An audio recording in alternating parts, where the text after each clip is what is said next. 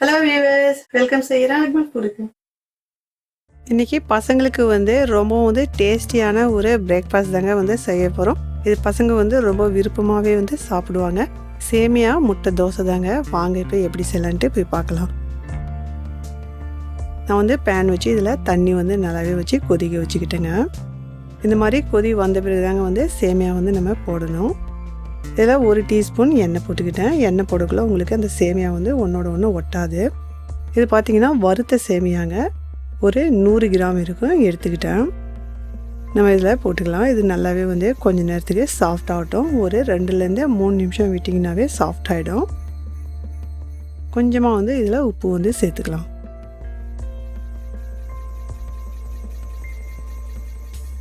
சேமியா வறுத்து தாங்க சேர்க்கணும். அப்போ தான் நல்லாயிருக்கும். பாருங்கள், இது நல்லா சாஃப்ட் ஆகிடுச்சு. நம்ம எண்ணெய் போட்டோம் இல்லைங்களா, ஒன்றோட ஒன்று ஒட்டலைங்க. இப்போ இது தண்ணி எல்லாமே எடுத்து வடிச்சிடலாம்.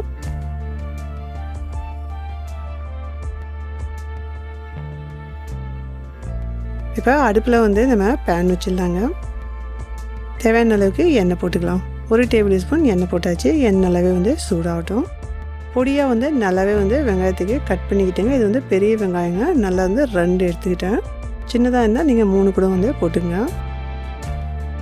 இதில் பச்சை மிளகாய்க்கு சின்னதாக பொடியாக கட் பண்ணிக்கிட்டேங்க. ஒரு 2 இருக்கும். காற்றுக்கு ஏற்ப மாதிரி போட்டுங்க. பெரிய தக்காளி இது பொடியாக கட் பண்ணிக்கிட்டேங்க. சின்னதாக இருந்துச்சுன்னா நீங்கள் 2 கூட போட முடியும். இது நல்லா பெரிய சைஸாக இருந்துச்சு. இந்த மாதிரி சின்னதாக துண்டுங்களாக கட் பண்ணிக்கோங்க. இது அதிக நேரம் வதக்கணுன்ட்டு இல்லைங்க. இதில் குழம்பு மிளகாத்தூள் ஒரு 3/4 டீஸ்பூன் போட்டுக்கலாம். நீங்கள் வெறும் மிளகாத்தூள் போட்டிங்கன்னா அந்த டேஸ்ட்டு வராதுங்க. பார்த்துங்க, குழம்பு மிளகாத்தூள் நம்ம எல்லாமே போட்டு அரைக்கிறோம் இல்லைங்களா, அந்த ஃப்ளேவர் உங்களுக்கு கிடைக்கும். இதில் கொஞ்சமாக உப்பு சேர்த்தாச்சு. பாருங்கள், பச்சை வாசனையே நல்லாவே போயிடுச்சு. நம்ம போட்ட அந்த குழம்பு மிளகாத்தூள் அதிகமாகவே வறுபடலை. இப்போ நம்ம என்ன செய்யலான்ட்டு பார்க்கலாம். இதில் கொஞ்சமாக கரியாண்டர் லீஃப் சாப் பண்ணி போட்டாச்சுங்க. நம்ம இது வதக்கணுன்ட்டு இல்லைங்க, அந்த சூட்லேயே அது வதங்கிடும். ஆஃப் பண்ணியாச்சு. இப்போ இது பார்த்திங்க அப்படின்னா நம்ம 1 டீஸ்பூன் குழம்பு மிளகாத்தூள் எடுத்து இதில் கொஞ்சமாக தண்ணி சேர்த்துக்கலாங்க. இதுக்கு நல்லா நம்ம கரைச்சிக்கலாம். கட்டி இல்லாத 1 டேபிள் ஸ்பூன் தண்ணி நான் சேர்த்துக்கிட்டேன். பாருங்கள், இந்த மாதிரி ஒரு 6 முட்டை எடுத்து நல்லா மிக்ஸ் பண்ணிக்கலாங்க. கொஞ்சமாக உப்பு சேர்த்துக்கலாம்.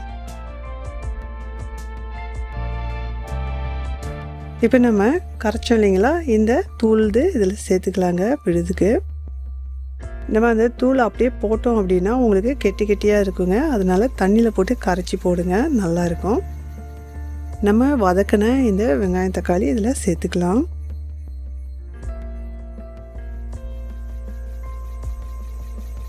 பாருங்கள், நம்ம வேக வச்சோம் இல்லைங்களா இந்த சேமியாவுக்கு, இப்போ இதில் சேர்த்துக்கலாங்க. இந்த மாதிரி சேமியா இந்த முட்டையோடு நம்ம கலந்து நம்ம தோசையாட்டம் போடக்குள்ள முட்டை தோசை நல்லாவே என்ஜாய் பண்ணி பசங்க சாப்பிடுவாங்க.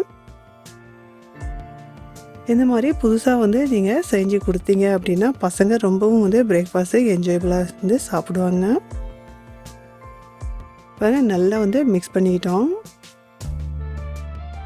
அடுப்பில் பேன் வச்சாச்சு. இதில் தேவையான அளவுக்கு எண்ணெய் போட்டுக்கலாம். எண்ணெய் நல்லாவே சூடாகட்டும்.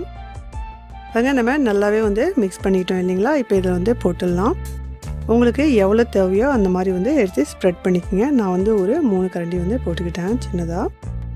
உங்களுக்கு அதிகமாக இருந்துச்சுன்னா நீங்கள் 2 கரண்டி கூட போட்டுக்கலாங்க. கீழ்ப்பக்கம் வெந்ததும் நம்ம டேர்ன் பண்ணி விட்டுக்கலாம். நம்ம மீடியம் ஃப்ளேமில் வச்சு தாங்க இதுக்கு வேக விடணும். பாருங்கள், ஒரு பக்கம் வெந்ததுமே டேர்ன் பண்ணிக்கிட்டேன்.